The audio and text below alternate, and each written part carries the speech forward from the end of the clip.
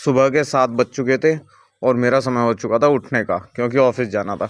फिर मैंने सोचा कमर सीधी कर लेता हूँ, एक्सरसाइज करी। फिर सोचा खिड़की खोलता हूँ, सूरज की किरणें बिल्कुल मुंह पर लगेंगी। लेकिन ये क्या, मैं देखता हूँ बाहर तो बारिश हो रही है, झमाझम, एक नंबर बारिश। फिर मैंने अनामिका से पूछा कि ये कब से है, कि सुबह से ही हो रही है। फिर मैं बाहर आया, बरामदे में मैंने देखा पूरा गीला पड़ा हुआ है और अभी भी जाने लायक स्थिति नहीं है, बारिश हो रखी है। फिर मैं गया पीछे बगीची में, मैंने देखा बगीची बड़ी सुंदर सी लग रही थी, सारे फूल बड़े सुंदर लग रहे थे। फिर मैं हॉल में गया, देखा कर्णिका गई ऐंठ।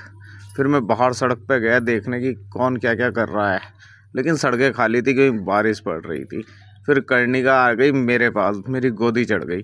फिर उसने कहा पापा मुझे घुमाओ। फिर मैंने कर्णिका और वर्णिका को भी बुलाया, दोनों को गोदी ले लिया और फिर हम खेलने लगे बारिश के साथ। और ज़बरदस्त हमने मज़े लेने शुरू कर दिए, क्योंकि ऑफिस तो मुझे जाना ही नहीं था। फिर वर्णिका कर्णिका की मम्मी ने उनके लिए नाश्ता तैयार कर दिया, बन गई देसी चाउमीन, देसी मैगी, जिसे हमारे यहाँ कह देते हैं जवे। फिर मैं गया अमरूद की साइड, जहाँ हमारा अमरूद और आम का पेड़ है। आम पे तो मॉल बहुत अच्छा आ रहा है, लेकिन नीचे देखा तो कि आंधी भी आई थी, मॉल बहुत झड़ गया था। लेकिन अमरूद पे के पेड़ पे अमरूद बहुत सारे लग रहे थे। फिर मैंने एक अमरूद तोड़ा, बहुत ज़बरदस्त वाला, और देखो ये गया टूट। फिर मैं ले आया रसोई में, मैंने कोई नहीं काटेगा, मैं ही काटूंगा अमरूद। और मैंने काटना शुरू करा। इतने पापा ने कहा कि जा दूध तो लिया।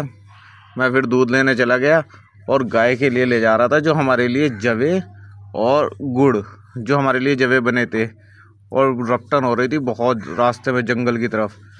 तो जैसे ही मैं चढ़ा, मेरा गया पैर रपट